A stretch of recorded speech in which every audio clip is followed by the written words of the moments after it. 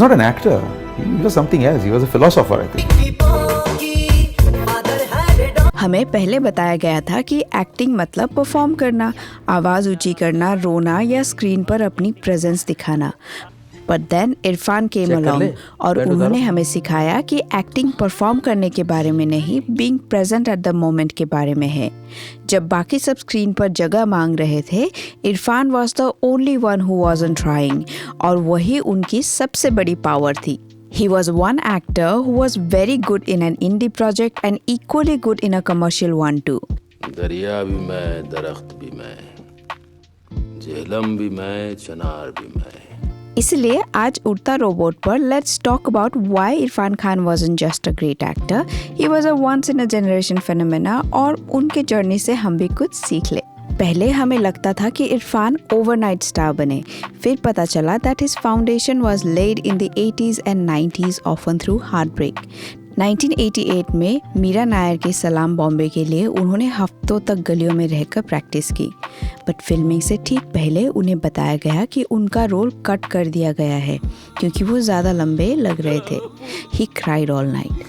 उन्हें एक छोटा सा लेटर राइटर का कैमियो दिया गया, पर वहाँ उन्होंने एक बहुत बड़ी बात सीखी कि एक्टर छोटा या बड़ा नहीं होता, सिर्फ परफॉर्मेंस मैटर करता है, और वही ऑनेस्टी उन्होंने अपने हर रोल में बरकरार रखी। आज जब लोग इरफान को याद करते हैं तो द लंच बॉक्स, पिकू या मकबूल का नाम लेते हैं, एंड राइटफुली सो, वो मास्टरपीसेस है।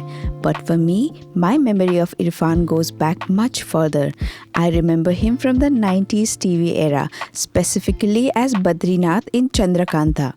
Even in a fantasy show with loud costumes and dramatic music, Irfan के आईज में एक अलग ही इंटेंसिटी थी। वो वहाँ भी एक्टिंग नहीं कर रहे थे, वो उस कैरेक्टर के सोल को पकड़ रहे थे। वहीं से समझ आ गया था कि ये एक्टर कमर्शियल रूल्स के लिए नहीं बना। He was meant for something bigger. आजकल thanks to the evolution of films and the resources available online, most of us are aware of different types of acting.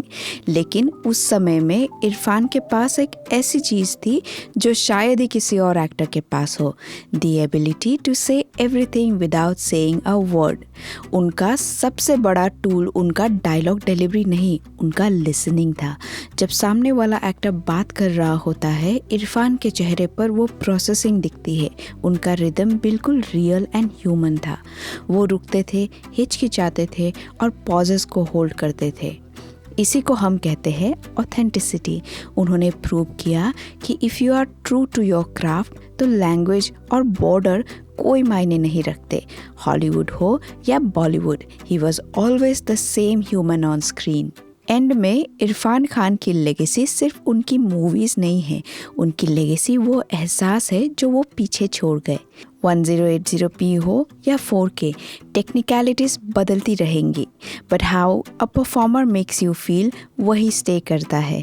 Irfan ने हमें फील कराया कि हम अकेले नहीं हैं। अब मैं आप लोगों को एक सवाल करना चाहूँगी, What is that one Irfan Khan moment जो आपके दिमाग में हमेशा के लिए घर कर गया है? Is it a big movie or do you also remember him from those old TV days like I do? Tell me in the comments. ऐसे ही सिनेमा से जुड़ी टेक्निकल और नॉट सो टेक्निकल बातें करने के लिए फॉलो उड़ता robot. See you in the next one. He was not an actor. He was something else. He was a philosopher, I think.